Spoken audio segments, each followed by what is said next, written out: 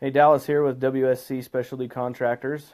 Just wanted to come live with you guys and kind of go over the process of starting a project, what you as a homeowner should um, be doing, and how long it'll kind of take to get your project started. So the first thing you want to do is get a good idea of what your project is going to entail. You would be surprised at how many projects we show up on, and the homeowner is like, I think I want to do this. Just really not a good idea of what they want to do. So kind of have at least a good idea of the stuff that you want to do on your home.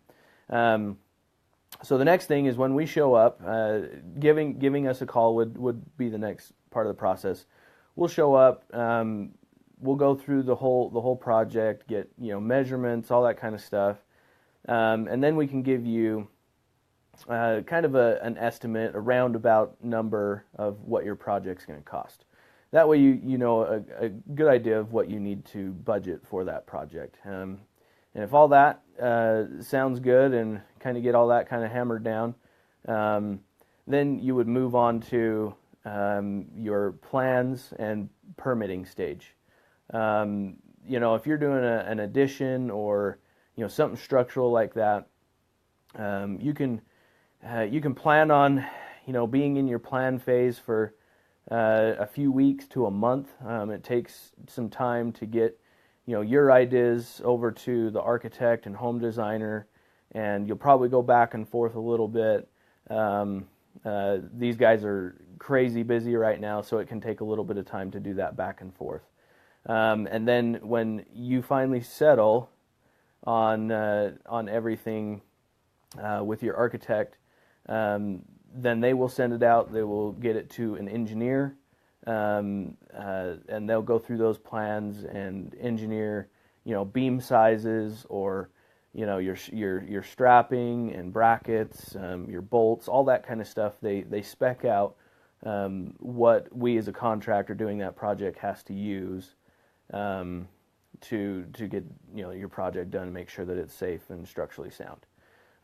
So once you get through that project, process, you can plan on it taking 30 days or so. Then we move into the permitting. We have to have those plans before we can go to the city and turn that into the city. And then once they take a look at it, again, there's can be a back and forth. They might ask for a few more things that they want to see on those plans to make sure they have what they need. And that part of the process, it depends on time of year and depends on the city. Some cities can get it done in a few weeks. Some are 6 or 8 weeks. We've had recently a project take up to 11 weeks to get that permit back. And there was a lot of back and forth on that project. It was kind of an interesting project, and the health department got involved, and just a lot of things back and forth. And so you never know exactly what that's going to take. So somewhere between 30 and 60 days is probably pretty safe on getting your permit back. And then at that point, I'm being told that my wife's on here. Hi, Heidi. Hopefully I'm looking good. So, anyway, so once you get your permit back, then we can finally come in and get your project started. Start to finish, before you can get your project started, you're probably looking somewhere between 60 and 90 days.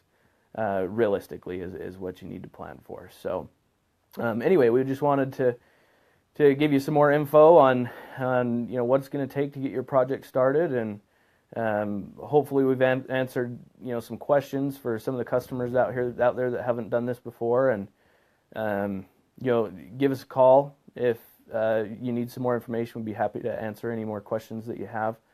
I have a question. Okay, we've got a question. To repeat the question when I read it. Can bids change after we sign papers and start a job? So bids, what he's asking is, can the bids change after we start the project, after we sign contracts?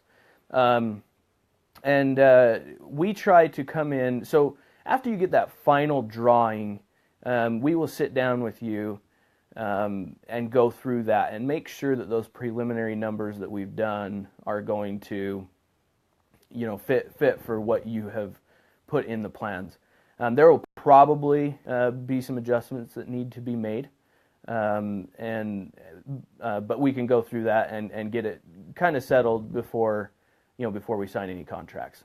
Once contracts are signed, we like to have most of the project, hammered down. Now, doing a lot of remodel and addition, there is almost always in every project changes that have to be made. We tear into a wall and there's some plumbing there that we didn't know, or some electrical there that we didn't know was there. It's we can't see through sheetrock. We try as hard as we can, but we can't see through it. So anyway, so things can change, but us as a company, what we are very careful to do is when we do have those changes, we actually have in our customer agreement before we start the project that we will make sure that you as a customer are aware of extras that might come up before that work is done.